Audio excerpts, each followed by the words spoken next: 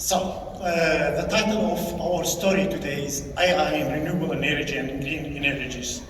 This work is concluded by my dear friend and colleague Pedro Pereira and myself, Karwan Sinjari. We are representing the University of Évora under the sponsorship of Vision Education and Artificial Intelligence for Iraq.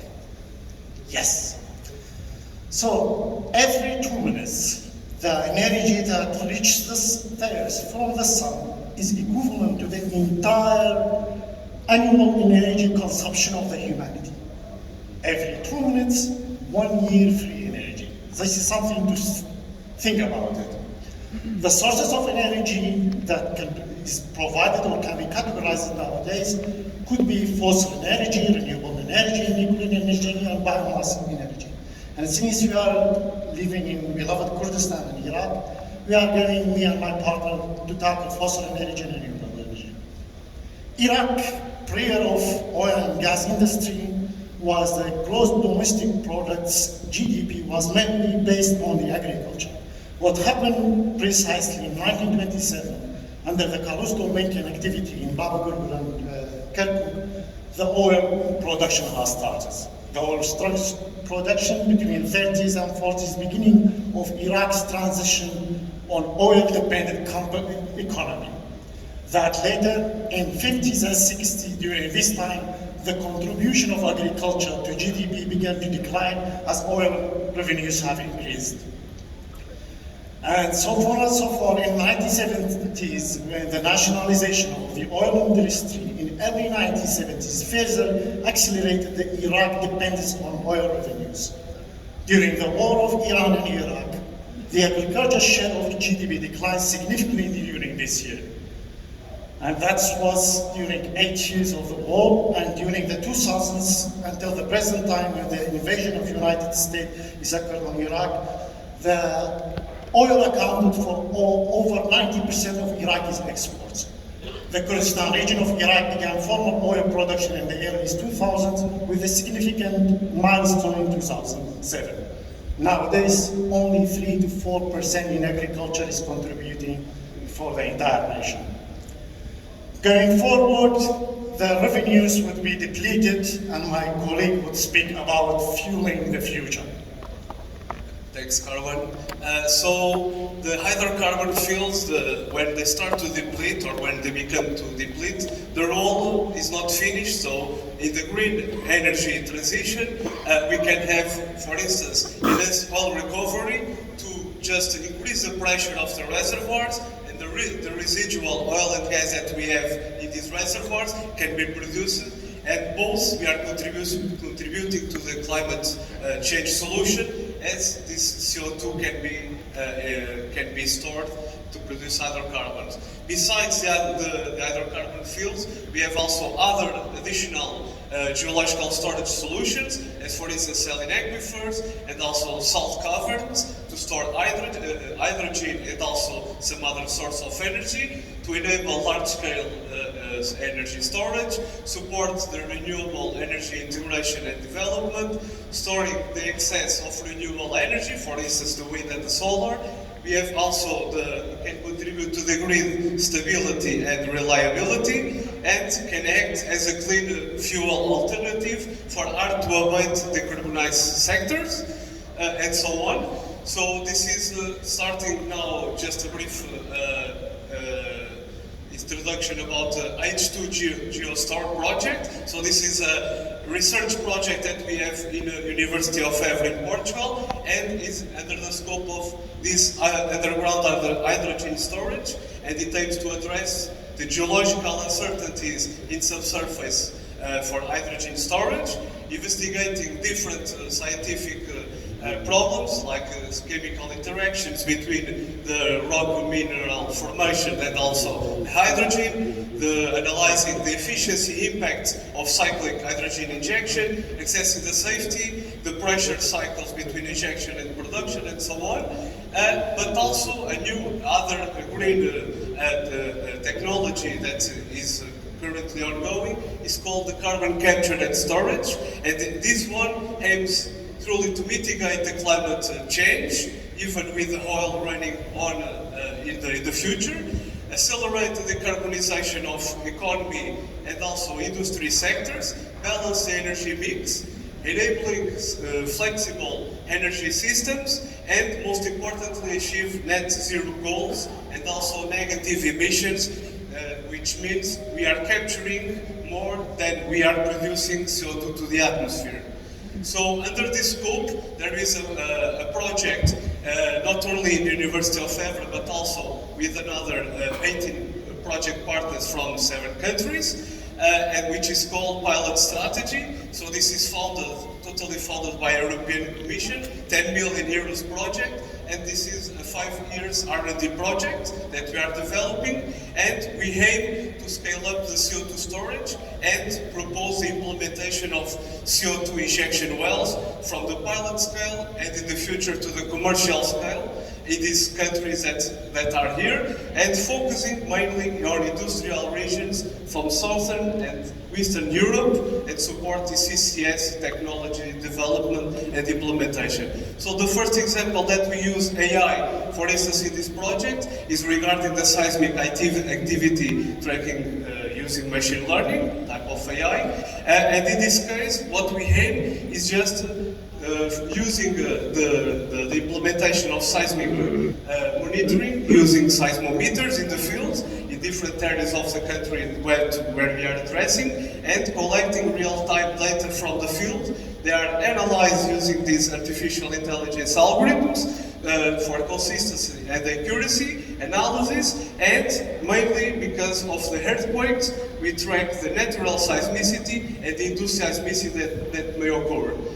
Another example, and I will briefly go through 10 examples, this is more the AI role in the energy sector in general, not only oil and gas or these green technologies, as for instance, they can be used for energy forecast and grid management. So one example is this Google DeepMind collaborated with UK's National Grid ISO to improve the wind power predictions and also the solar. So solar, this is important for the mid and long term, for instance, in Iraq, in the Kurdistan region, because there's a lot of sun here, as like, for instance, in Portugal. So how can we optimize solar power? Well, we can have the panel orientation and fault detection using several AI algorithms, and from this we can also identify some malfunctions and try to improve it. Another example should be the energy storage management, and in this case, for instance, the battery optimization, and also to provide some response on the demand and also improve it. And in this case, you can optimize energy storage cycles, not only at the surface for hydrogen, but also from the subsurface, like deep down in the subsurface, and also this kind of applications. Another one should be the smart grid. So we can have the AI working for the real-time analysis and iteration, and you can optimize the smart grid operations by analyzing energy demand and real-time managing, integrating the renewable energy in the national grids, and so on. So one that is doing for a long time ago, like drilling for oil and gas, for instance, but now we can optimize. This is important. Instead of doing the traditional methods, we can use, for instance, Bayesian optimization for drilling efficiency and improving our decision making about the drilling, where we are going to drill, how can we optimize and integrate all these wells, injecting and producing. Another one should be the energy consumption optimization. So AI can leverage different algorithms that exist nowadays to analyze and optimize the energy use, leading to more efficient consumption and cost savings throughout the process. And this is another example. So apart from this one, I have 4 final examples on this in the green energy transition. So for instance, regarding the CO2, as I mentioned, we have the storage process, we can optimize it. So in this case, using AI to improve the efficiency of CO2 storage processes, and optimize storage methods to reduce emissions, and also tackling the sustainability in energy sector.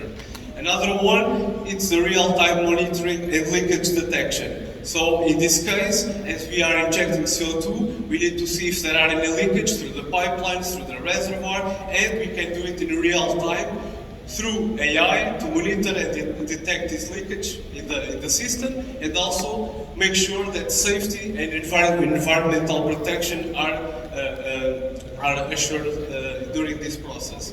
So another one is we need, apart from the hydrocarbon fields, we need also these additional geological options. It's also important for the reservoir characterization and site selection. For instance, in this case, for hydrogen geological storage, AI can conduct rigorous scientific evaluation of the geological formations, facilitating precise and optimized sites regarding performance and safety.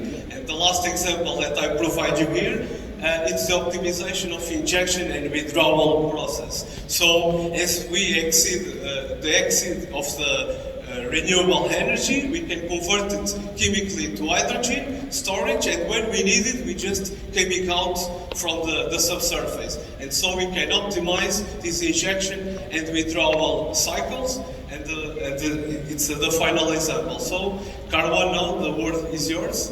Yes. So my friend Pedro and I, we made a question to our friend, like the other. How can AI be utilized to enhance the integration of renewable energy in Kurdistan and Iraq? And what steps should the authorities and the citizens to take to maximize its impact on the sustainability? We asked this question to the AI, and we are going to see what was the responses of AI.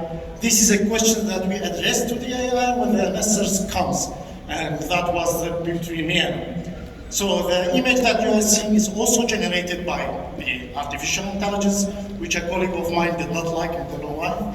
So it comes with these points. Launch public awareness campaign to educate citizens on the benefits of green technologies and encourage widespread adoption by 2024. Foster partnership with the tech information for the tech firms. This one is not working now. With the tech firms and research institutions to develop AI-driven solutions tailored to the Iraqi unique energy needs by 2025. And the same gentleman is coming, establish data-driven predictive maintenance protocols using artificial intelligence, ensure the efficiency and renewable energy infrastructure. What's happening is artificial intelligence is recommending proposals how to integrate and how to see and how to integrate the future. And this is a model that can be enhanced through research, modeling, analysis, and optimization. The algorithms helps you, and with an academic approach, one can conclude and get more efficient data to make better decision making process, and this is very important. It's happening nowadays. This work is being conducted by myself and my colleague Pedro Pereira. I would like to thank Professor Diari for this amazing Ambassador Sinjari to collect all of us and the needs to transform, to transit from to the energy.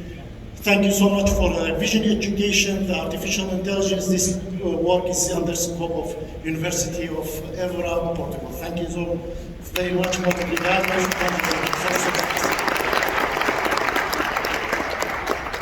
On time.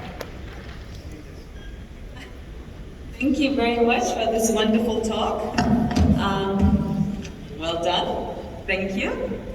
So my next speaker will be Dr. Hamid Latif. He will be speaking